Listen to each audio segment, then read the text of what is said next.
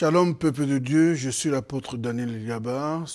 Par la grâce du Seigneur, je vous propose un thème, avoir une grande vision pour Dieu. Et nous allons aller rapidement dans le livre d'Ésaïe 30, Ésaïe du moins 40, du verset 30 au verset 31. Et en parallèle, nous allons lire le psaume 113, verset 5 à 9. La Bible nous dit dans le livre d'Ésaïe 40, à partir du verset 30, « Les adolescents se fatiguent et se lassent, et les jeunes hommes chancellent. » Et le verset 31 nous dit, « Mais ceux qui se confient en l'Éternel renouvellent leur force. Ils prennent le vol comme les aigles. Ils courent et ne se lassent point. Ils marchent et ne se fatiguent point. » Nous allons lire aussi également le psaume 113, verset 5 à 9, où la Bible nous dit, « Qui est semblable à l'Éternel notre Dieu? Il a sa demeure en haut, il abaisse les regards sur les cieux et sur la terre. De la poussière, il retire le pauvre du fumier, il relève les indigents pour les faire asseoir avec les grands de son peuple. » Le verset 9, « Il donne une maison à celle qui était stérile et en fait une mère joyeuse au milieu de ses enfants. » Louez donc l'Éternel. Nous voulons dire merci à Dieu pour ces passages, pour ces versets bibliques que nous venons de lire, et nous voulons lui rendre toute la gloire, et que lui seul soit honoré et célébré. Alors, bien aimé, il s'agit là d'avoir une grande vision pour Dieu. Et nous avons lu deux passages. Le premier passage qui nous montre un peu l'image d'un adolescent, de quelqu'un qui peut vite être fatigué, de quelqu'un qui peut abandonner, bien aimé, le combat, de quelqu'un qui peut ne plus avoir la foi en Dieu parce qu'il n'a pas vu ce que certainement son père avait promis. Et la deuxième partie où on nous parle de ceux qui se confient à l'Éternel, qui renouvellent leur force. Ils prennent donc l'envol, et ce qui est important, c'est que c'est une comparaison de l'aigle. J'apprécie énormément l'aigle, un animal pour moi qui a des caractères dignes de l'Éternel lui-même. Vous voyez, ensemble, nous pouvons aussi voir que l'aigle symbolise la capacité, la force, la puissance, la stabilité, la maintenance, l'endurance, la persévérance. Et nous allons voir quelques points très rapidement de ce que l'aigle est semblable. Le premier point, à savoir que l'aigle a une grande vision. Et la Bible nous dit qu'il voit 7 fois, de là où il peut être. L'aigle est quelqu'un qui vit dans la hauteur. Comme bien aimé, quelqu'un qui a une grande vision pour Dieu. Il surplante tout. L'aigle est celui qui est capable de voir son ennemi de là où il est. Il est même en mesure, non seulement de voir son ennemi, mais de jouer de lui. L'aigle est celui qui peut voir sa proie de très très loin. En sorte que la proie qu'il peut voir, c'est celle-là qui peut chasser et même pouvoir peut-être certainement même posséder et recevoir. L'aigle a quelque chose qui peut fasciner. Et je veux ensemble qu'on puisse voir un peu, pour quelqu'un qui a une grande vision pour l'Éternel, je vais te demander de vivre dans la hauteur. C'est-à-dire d'abandonner la chair et de rechercher le Saint-Esprit, l'Esprit de Dieu. L'Esprit qui t'amène à monter encore plus. L'Esprit qui t'amène à, bien aimer, à rechercher ce qui est d'en haut et pas ce qui est d'en bas. L'Esprit qui t'amène à manifester. Combien de fois Dieu pouvait être glorieux et tout-puissant.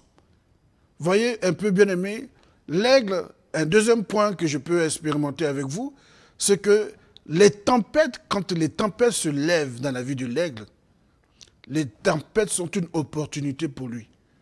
C'est à partir de là qu'il déploie ses ailes. Il déploie ses ailes et il est en mesure de combattre la tempête. À savoir que la tempête lui donne de pouvoir être fort.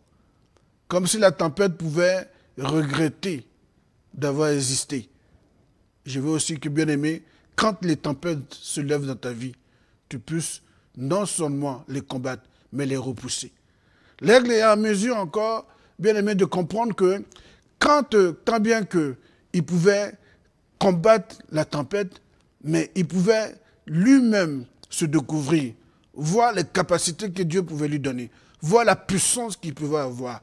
C'est comme nous avons la foi en l'Éternel et Dieu peut nous donner cette puissance qui peut nous amener à vivre le surnaturel. Bien aimé, ce que nos yeux n'ont pas vu, nous sommes déjà même dans la conviction que nous l'avons déjà reçu. Voilà un peu comment l'aigle peut encore nous amener à expérimenter les bontés et les fidélités de Dieu. Avoir une grande vision pour Dieu, c'est de pouvoir surpasser tout ce qui est tempête. C'est de pouvoir combattre tout ce qui est tempête. Expérimentons encore une fois de plus combien de fois Dieu peut faire des choses dans la vie de cet animal. Allons encore plus loin. L'aigle est capable de se renouveler. Quand tu vois qu'il est fatigué, quand tu vois qu'il est en train de vieillir, quand tu vois même qu'il est en train d'abandonner, la Bible dit qu'il est capable de taper sur un rocher, bien aimé, le bec qu'il a, en sorte que ce bec qui est vieillissant puisse tomber et qu'il soit restauré, renouvelé. Je veux dire à une personne bien aimée, tu peux être fatigué par le combat que tu mènes. Tu peux, bien aimé, peut-être traverser des situations difficiles, mais tu peux être restauré, renouvelé, quand tu mets ta confiance en l'Éternel. L'aigle peut être renouvelé en un clin d'œil, en sorte que le bec qu'il avait, le vieux bec, la force qu'il n'a plus, que cette force puisse être encore renouvelée, qu'il puisse encore avoir la force nécessaire de pouvoir combattre davantage et rapporter des victoires dans sa vie. Je vais encore partager avec toi ce dernier point de la grande vision que nous pouvons avoir pour l'Éternel. Bien aimé, il y a une chose que l'aigle peut avoir peur. Il y a une chose que l'aigle peut détester. Vous savez quoi? C'est le serpent. Le serpent est l'animal que l'aigle déteste. Pourquoi? Parce que le serpent est le symbole du péché. Et quand tu as une grande vision pour l'Éternel, tu dois fuir le péché.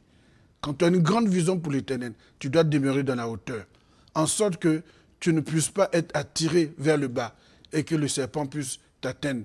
Le serpent n'a pas la capacité de pouvoir aller là où l'aigle est, puisqu'il est très très haut. Et dans l'attitude, tant bien même que le serpent peut même se cacher pour pouvoir combattre l'aigle, le serpent n'a pas la capacité, puisque l'aigle demeure toujours dans la hauteur.